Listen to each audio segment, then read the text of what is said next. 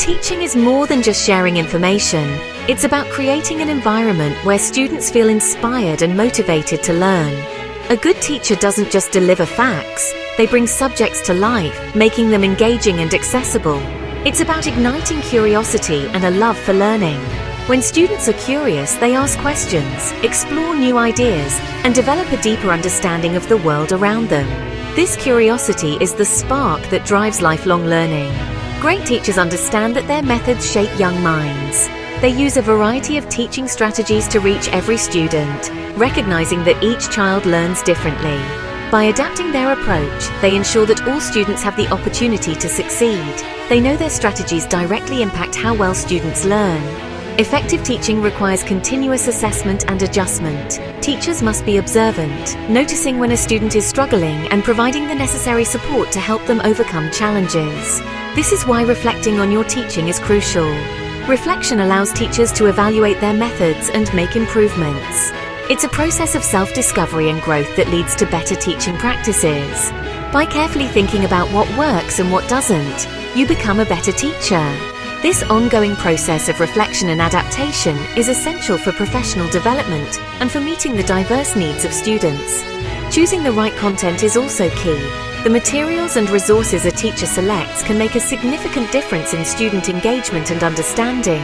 It's important to choose content that is both challenging and accessible, encouraging students to think critically and creatively.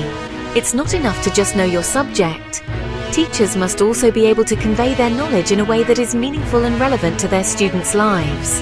This means connecting lessons to real-world experiences and making abstract concepts tangible. You have to make it relevant and exciting for your students. Engaging lessons capture students' attention and make learning enjoyable.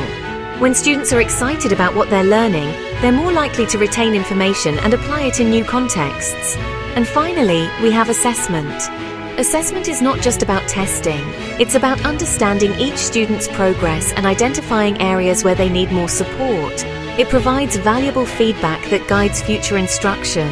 Assessment helps us understand what our students have learned and how we can guide them further. By using a variety of assessment methods, teachers can get a comprehensive view of student learning and tailor their teaching to meet individual needs.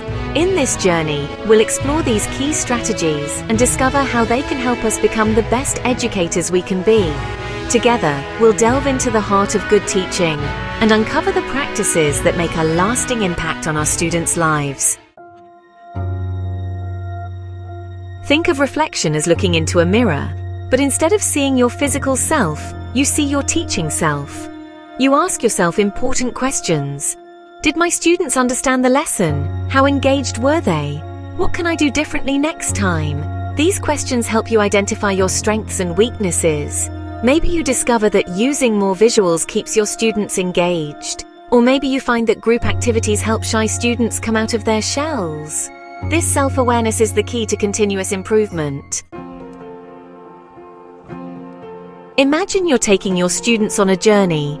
The content you choose is the path you'll all be traveling on. You want a path that's exciting, engaging, and leads to the desired destination, which is your students' understanding. But how do you choose the right path? First, you need to know your destination. What are the learning objectives? What do you want your students to take away from the lesson? Once you know your destination, you can start looking for paths that are suitable for your students' age, level, and interests. The curriculum is like a map, providing a broad overview of the subjects and topics to be covered. It outlines the path that educators and students will follow throughout the academic year, ensuring that all necessary areas of knowledge are addressed. This map is essential for maintaining a structured and organized approach to education. Content, on the other hand, is the actual landscape you encounter on your journey. It's the detailed information, the engaging activities, and the diverse resources that make the educational experience rich and vibrant. Content transforms the curriculum from a mere plan into a dynamic learning adventure. It's the specific information, activities, and resources you use to bring the curriculum to life. These elements are what captivate students' interest and foster a deeper understanding of the material. Without engaging content, the curriculum would remain a dry and uninspiring outline. A well-chosen curriculum provides structure and direction, It ensures that all necessary topics are covered and that there is a logical progression from one subject to the next. However, the curriculum alone is not enough to create a meaningful learning experience, but it's the content that makes the learning experience memorable and meaningful. Engaging content can spark curiosity, encourage critical thinking, and inspire a lifelong love of learning. It is through content that students connect with the material on a personal level. For example, if you're teaching a history lesson about ancient Egypt, the curriculum might state that students need to learn about the pyramids. This is the starting point, the basic requirement that must be met. But how do you make this interesting? How do you ensure that students not only learn about the pyramids, but also develop a genuine interest in ancient Egyptian culture and history? You could show them a documentary providing visual and auditory stimuli that bring the ancient world to life. Documentaries can offer a vivid portrayal of historical events and places, making the past feel more real and immediate.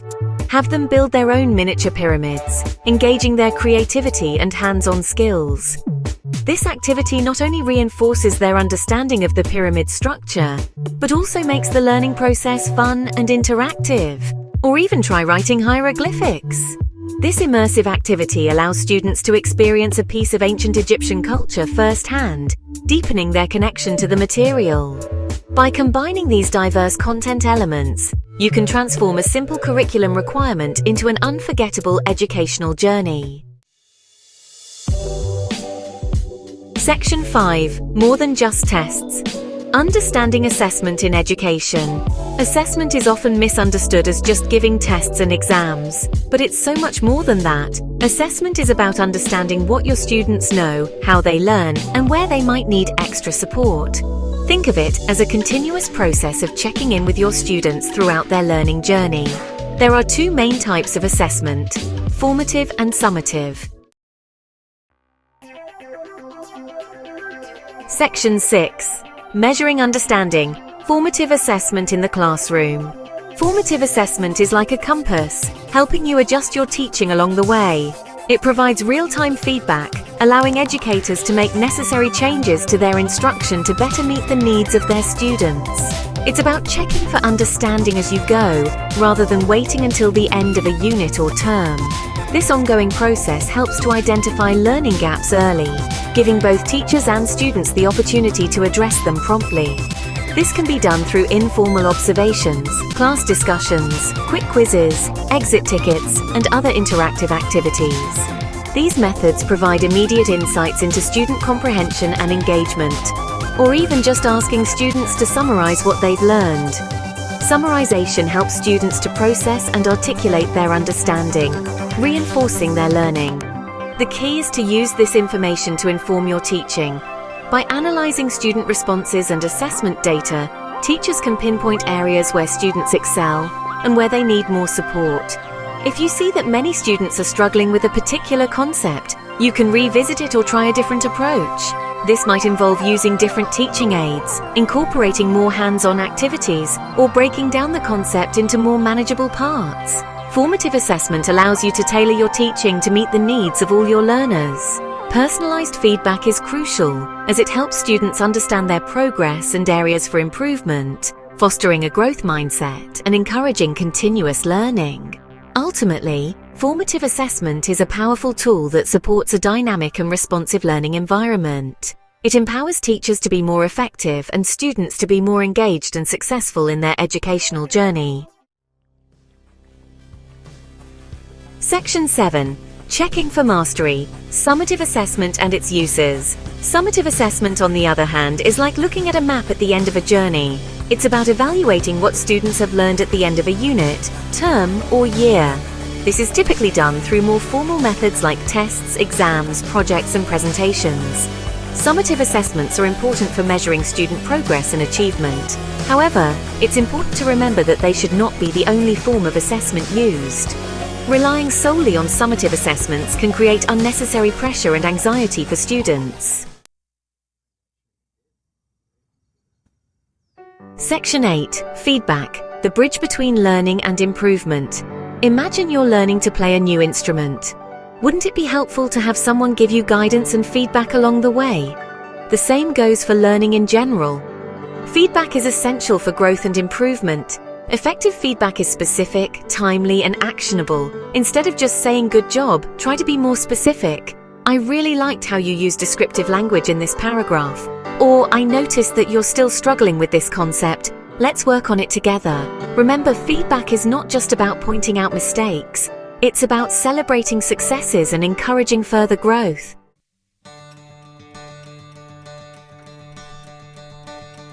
Section 9. The joy of lifelong learning. Growing as an educator. Just like our students, we as educators should always be learning and growing. The field of education is constantly evolving, with new research, technologies, and pedagogies emerging all the time. Embrace this! Attend conferences, read books and articles, take courses, and connect with other educators to learn from their experiences. The more you learn, the more you can bring to your classroom, and the better you'll be able to serve your students.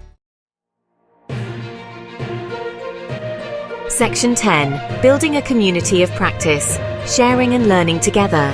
Teaching doesn't have to be a solitary endeavor. By connecting with other educators, you can share ideas, resources, and best practices. Join professional organizations, attend workshops, or simply reach out to colleagues at your school or in your community. Sharing your experiences and learning from others can help you grow as an educator and create a more supportive and collaborative teaching environment. Section 11. The future of learning, embracing change and innovation. The world is changing rapidly, and so is the way we learn. As educators, it's our responsibility to prepare our students for the future, which means embracing change and innovation. Don't be afraid to try new things, experiment with technology, and think outside the traditional classroom box. The most important thing is to create a learning environment that is engaging, relevant, and prepares students for the challenges and opportunities of the 21st century.